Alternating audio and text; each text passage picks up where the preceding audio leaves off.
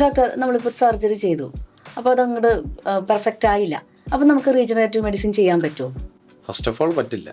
Surgery കഴിഞ്ഞാൽ അവിടെ എന്താ റീജനറേറ്റ് ചെയ്യാനുള്ളത്? ഒന്നുമില്ല. അപ്പോൾ regenerative medicine can be only done before surgery.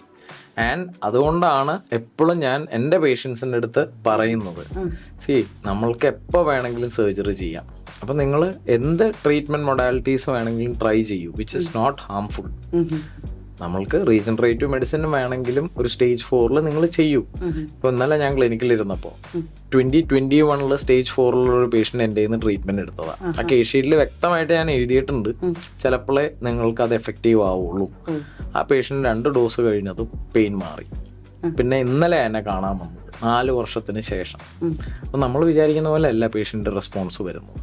അപ്പോൾ ഇറ്റ് ഡസൻ മീൻ സ്റ്റേജ് 4 ആർക്കും ഗുണം കിട്ടില്ല എന്ന് ഒരിക്കലും പറയാൻ പറ്റില്ല. എൻ്റെ എക്സ്പീരിയൻസിൽ നിന്ന് ഞാൻ പറയുന്നത്, ഞാനിപ്പോൾ 8 വർഷത്തോളമായി റീജനറേറ്റീവ് മെഡിസിൻ ചെയ്യുന്നു. ഒരു സ്റ്റേജ് 4 ഒരാളും ചെയ്ത് നോക്കൂ.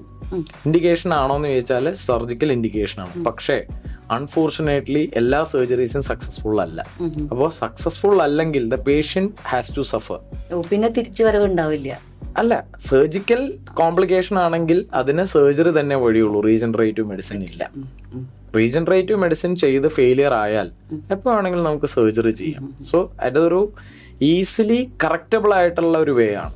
അപ്പോൾ സർജറി ചെയ്യുന്നതിന് എപ്പോഴും നമ്മൾക്ക് think twice before you do surgery. കാരണം സർജറി നമ്മളെപ്പോഴും സർജറിയുടെ ഇൻഡിക്കേഷൻസ് പറയുമ്പോൾ നമ്മളതിൻ്റെ കോംപ്ലിക്കേഷൻസ് എന്താ പറയുക, ചിലപ്പോൾ ഇൻഫെക്ഷൻ വരാം, ചിലപ്പോൾ ശരിയാവില്ല എന്ന് പറയാം. പക്ഷെ അത് മാത്രമല്ല, ചില പേഷ്യൻസിന് വേണ്ടത് താഴെ ഇരുന്ന് പ്രാർത്ഥിക്കുക, മുട്ടുകുത്തുക, അങ്ങനത്തെ ഇൻഡിക്കേഷൻസ് പറ്റില്ല. ഇപ്പം നമുക്ക് നല്ലപോലെ കൃഷി ചെയ്യുന്ന ഒരാളുണ്ടാവും, നിരപ്പല്ലാത്ത സ്ഥലമായിരിക്കാം, ചിലപ്പോൾ അവർക്ക് ഭയങ്കര കയറ്റ ഉറക്കമൊക്കെ ഉണ്ടാവും. ഇതൊക്കെ സർജറി കഴിഞ്ഞാൽ പാടാണ്. ഇപ്പോൾ സിറ്റിംഗ് ക്രോസ് ലെഗ്ഡ് എന്ന് പറയും, പിന്നെ ശമ്പളം കൊടുക്കിട്ടിരിക്കുക, അല്ലെങ്കിൽ സ്ക്വാട്ട് ചെയ്യുക, കുന്തുകാലും ഇരിക്കുക, അങ്ങനത്തെ കാര്യങ്ങളൊന്നും പറ്റില്ല സർജറി ചെയ്താൽ. അപ്പോൾ ഒരു 70 വയസ്സുള്ള ഒരു അങ്കിൾ എൻ്റെ അടുത്ത് വന്നു. എനിക്കിപ്പോഴും അങ്കിളിൻ്റെ പേരറിയാം, പക്ഷെ പറയുന്നില്ല. എൻ്റെ അടുത്ത് വന്ന് ചോദിച്ചത്, ഡോക്ടർ എനിക്ക് സ്റ്റേജ് 4 ആയി, എൻ്റെ അടുത്ത് പറയാം എനിക്ക് റീജനറേറ്റീവ് മെഡിസിൻ വേണം. അപ്പോൾ ഞാൻ പറഞ്ഞ അങ്കിൾ, ഈ സ്റ്റേജിൽ എനിക്ക് കോൺഫിഡൻസ് സർജറി ചെയ്യുന്നതാണ്. പുള്ളി എൻ്റെ അടുത്ത് പറഞ്ഞ ആൻസറാണ്, എനിക്ക് ഇപ്പം എത്ര വയസ്സായി, എൻ്റെ ആഗ്രഹം ഇനിയുള്ള കാലം താഴെ ഇരുന്ന് പ്രാർത്ഥിക്കുക.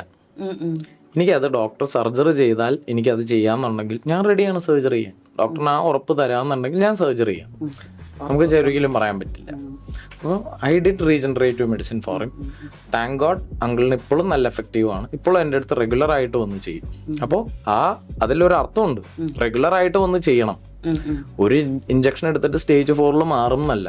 ഒരു 6 മാസം അല്ലെങ്കിൽ 1 വർഷം കഴിയുമ്പോൾ പേഷ്യന്റ് റിപ്പീറ്റ് ചെയ്യാൻ റെഡി ആണെങ്കിൽ ആ പേഷ്യന്റിന് വളരെ ഹാപ്പി ആയിട്ട് പോവാം. അപ്പോൾ സർജറി ചെയ്ത് കഴിഞ്ഞാൽ regenerative medicine will not work. എന്തായാലും സർജറിക്ക് മുമ്പൊക്കെ ഒന്ന് ശ്രമിച്ചു നോക്കുന്നത് വളരെ നല്ലതാണ്. ഞാനല്ല പറയേണ്ടത്, പേഷ്യന്റ് ഡിസൈഡ് ചെയ്യേണ്ടത്. ഇപ്പൊ നമ്മള് ചില പേഷ്യൻസിന്റെ അടുത്ത് പറയുമ്പോൾ ഞാൻ സർജനാണ്, സർജറിയും ചെയ്യുന്നതാണ്, ഇന്ന് രാവിലെ സർജറി ചെയ്തിട്ടാ വരും. അപ്പോൾ ഒരു പേഷ്യന്റിന്റെ അടുത്ത് ഞാൻ പറയാണ്, ഈ സ്റ്റേജിൽ നിങ്ങൾക്ക് നല്ലത് സർജറി ആണ്, ആ പേഷ്യന്റ് സർജറി ആണ് പ്രിഫർ ചെയ്യുന്നതെന്ന് ഞാൻ സർജറി ചെയ്ത് കൊടുക്കും. അല്ല, പേഷ്യന്റ് പറയാം, ഡോക്ടർ എനിക്ക് അറിയാം സർജറി ആണ്, പക്ഷെ എനിക്കിത് ട്രൈ ചെയ്യണം, എൻ്റെ നെയ്ബർ ചെയ്തു, ഡോക്ടറിന്റെ പേഷ്യന്റ് തന്നെയാണ്, സ്റ്റേജ് 4 ആണ്, she's happy or he's happy, എനിക്ക് ട്രൈ ചെയ്തുകൂടെ? അങ്ങനെ ചോദിച്ചു കഴിഞ്ഞാൽ ഒരു തെറ്റുമില്ല, ട്രൈ ചെയ്യാം. എഫക്റ്റീവ് അല്ലെങ്കിൽ നമുക്ക് സർജറി എപ്പോൾ വേണമെങ്കിലും ചെയ്യാം, എഫക്റ്റീവ് ആണെങ്കിൽ അതിടയ്ക്ക് കണ്ടിന്യൂ ചെയ്യാം.